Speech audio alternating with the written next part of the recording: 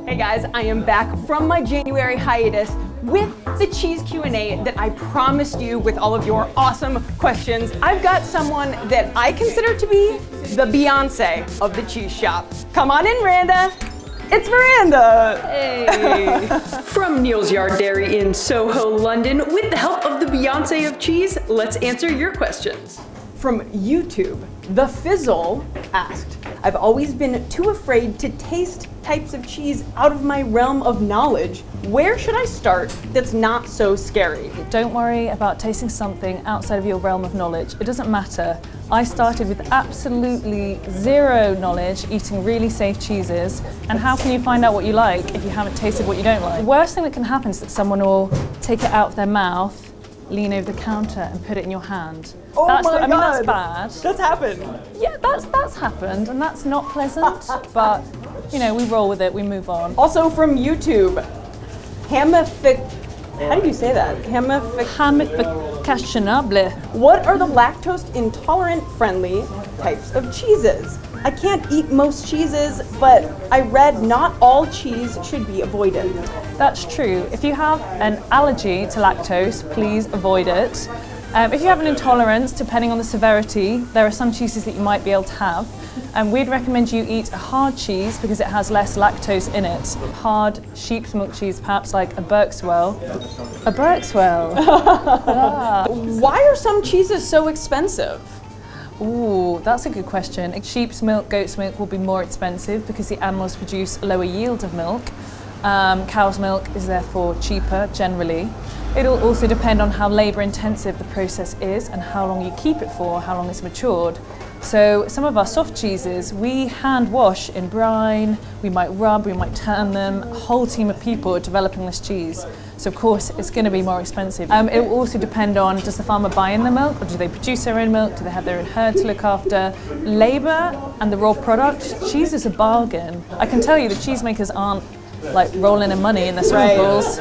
I'm going to go down to some Facebook questions. Oh, this one's from my mom. Hi, Mom. 2 questions about cheese platters. 1, what are the fundamentals of a well-balanced 3-cheese platter? But the first rule is that there are no rules. It doesn't matter. Traditionally, people will go for a blue, a hard cheese like a cheddar, and a soft cheese, perhaps a brie. But actually, who's to say you can't have 3 blue cheeses or 3 goat's milk cheeses? If you like it, go for it, no judgment. I'm a bread baker and would like to, my mom is an incredible bread baker. I'm a bread baker and would like to serve a bread and cheese platter. What cheeses pair well with a mild bread, like a French baguette, versus a bold flavor, like rye or pumpernickel? Actually, the pumpernickel darker bread, I really like to have with a blue cheese, like a Stilton, or maybe something quite fresh, like a goat's milk. I quite like to eat fruit loaves, because that fruitiness can just be a really nice kick. Yeah, I mean, it's kind of the same reason that a lot of people actually put dried fruits on their cheese platter, right? Yeah, right, exactly.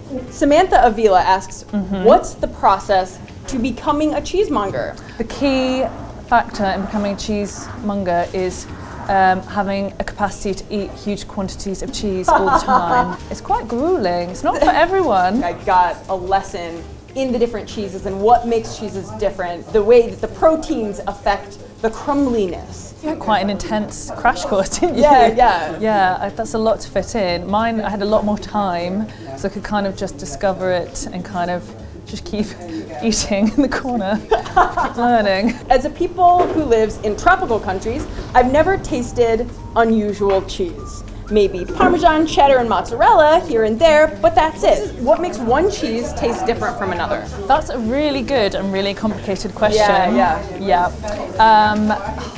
There are a lot of factors. The milk is the most important. And from the milk, you have to question what animal is it from, what's the animal been eating, what climate are they living in, and then you might start to think about what style of cheese it is, so how long it's been matured for. Is it bound in cloth? Is it bound in plastic? Can it breathe? Has it been washed in... Hey, this guy. Hello. Hey. Just Jane.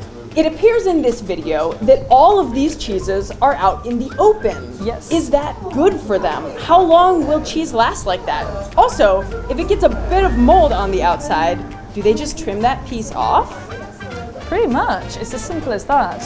We keep our cheeses out like this so that it can breathe, also it looks beautiful. And yeah, if it gets moldy, yeah, we'll just scrape it. Hopefully we'd never let the cheese get to that state, but if it did, it's fine. And if you have cheese in your fridge at home that gets moldy, don't be scared, just scrape it off, trim it maybe, it'll be fine. Don't throw that whole wedge away, guys. Please, no. Don't do it. How long is it safe to leave cheese out? You can leave cheese out for as long as you wish to. The temperature might affect the structure of the cheese or the quality, but it shouldn't affect the safety of cheese. Miranda, thanks so much for sharing your knowledge. Thanks for having me. From all of us at Neal's Yard Dairy, thanks for watching, guys. Bye. Hey, I couldn't get to all of your questions because otherwise this video would be like a million years long. But you guys asked amazing questions. Thank you for watching and engaging. And as always, keep it quirky.